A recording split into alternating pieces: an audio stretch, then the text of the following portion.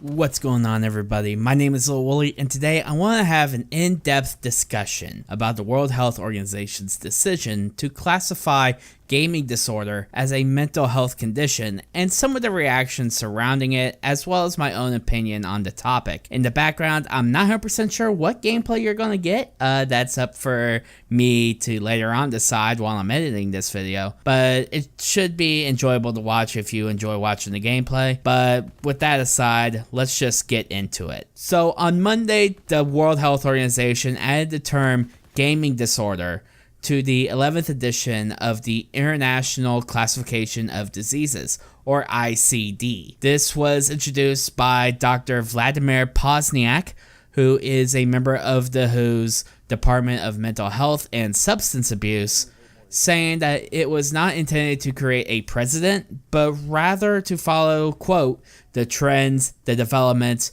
which have taken place in populations and in the professional field. It should be noted that this decision to include this in the ICD is not universally agreed upon by all psychologists. But why?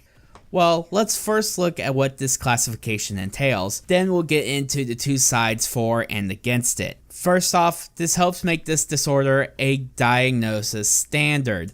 This is important for researchers as this can help track death counts, injuries, diseases, and symptoms related to this particular diagnosis, as well as helping medical practitioners diagnose these conditions. The ICD is also used by healthcare and insurance companies to determine a basis for reimbursement. From the article I have here from CNN, which is linked down in the video description, Pozniak seems to believe this will help professionals and systems to be more alert to this condition and help those who suffer from it to get the help they need. So with this addition, there needs to be some sort of criteria to determine a diagnosis. The WHO says that there are three major features to determine if someone has a gaming disorder. Number one, the gaming behavior takes precedence over other activities to the extent that other activities are taken to the periphery. Number two, there is an impaired control of these behaviors, even when negative consequences do occur. This can include the behavior continuing and even escalating. And number three, it leads to a significant amount of distress and impairment in a person's personal, family, social, educational, or occupational functioning, including disturbed sleep patterns, diet issues, and physical activity. Overall, these seem very similar to alcohol and drug addictions, as well as things like gambling addiction. However, Pozniak did point out that this behavior must last at least 12 months before a diagnosis can be made, and not just an episode of a few hours or a few days, unless there's some other criteria that is met and the symptoms are severe enough. In fact, he goes on to say, quote, millions of gamers around the world, even when it comes to the intense gaming, would never qualify as people suffering from gaming disorder. Also adding that the overall prevalence is very low, and that it is a clinical condition meant to be clinically diagnosed by health professionals with the proper training. As far as treatment is concerned, the recommendation seems to fall in line with the principles and methods of cognitive behavioral therapy. So with this announcement, there were people that were happy. Hilary Cash, a co-founder at Restart, which was one of the first inpatient programs in the United States for video game addiction, says that it was time that gaming disorder was recognized as a legit mental health condition. She says that while she is surprised it took so long for everyone to catch up on this fact,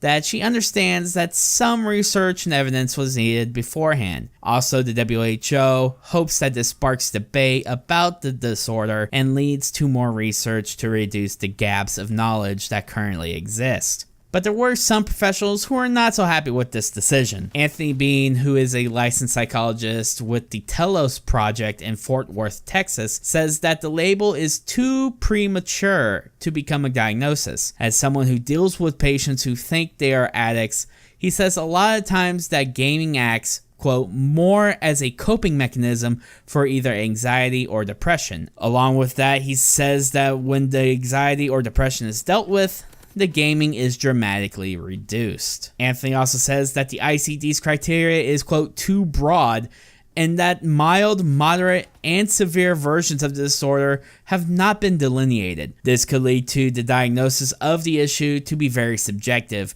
based on the experience of the clinicians providing the diagnosis. This also has him question how appropriately informed the ICD diagnosis is, and he even says, quote, "Even most clinicians would probably agree that they don't understand the concept for video games because they're not immersed in that world or experience." He goes on in the article to discuss the nuances and the differences between certain games and certain genres, and that several overt qualities can be observed from the person's gaming style.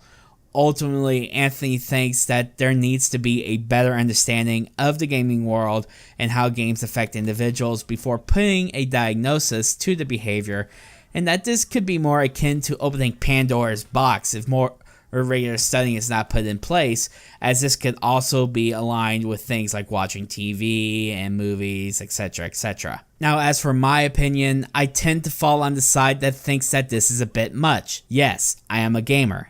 And yes, I might be a bit biased here. And yes, there are people who do have serious issues with gaming addiction. But I feel that the ICD does not provide the nuances necessary to provide a solid diagnosis. It does not take into account a lot of the benefits that gaming and the gaming industry have brought to the world. Things like the social aspects behind online gaming today, in my opinion, are still not fully understood by non-gamers, especially by parents. By the way, hi Dad, I know you're watching. There's also the job market that was created for game development and product manufacturing, not to mention the millions of dollars in charity work, as well as the emergence of esports, all directly tied to gaming. As for my own personal ties with all these points, this video that you are watching right now, or the live stream that I'm probably hosting while you're watching this, twitch.tv/LilWooly, are directly the product of gaming. I've also made several friends through playing video games, taking trips to events like UMG South Carolina in Myrtle Beach back in 2016, or going to PAX South earlier this year in San Antonio. I can directly tie these experiences to be involved in gaming. This also brings in another point of what if gaming is being used in a productive manner? What if the gamer is trying to practice for a competitive tournament, or if they are trying to create content and need to play games to get the footage for that content? Nowadays, gaming has become a full-time job, a part-time job, or just a way to get a couple extra $100 in your pocket. Surely, this should be considered when discussing a, quote, gaming disorder. So I guess my TLDR of my opinion is that it needs to be, at the very least, fleshed out more before labeling it a disorder, and that the medical community should probably get more concrete research in before making a diagnosis. But I want to know your guys' thoughts and opinions, so please leave them down in the comments section below. Also, make sure to hit that like button if you enjoyed, and subscribe and ring that bell if you want to see more from me on this channel. There are also social media links in the video description, so you can follow me on your favorite platforms as well. But anyway, that's my time. Thank you guys so much for watching. My name is Lil Wooly, and I'm out. Peace.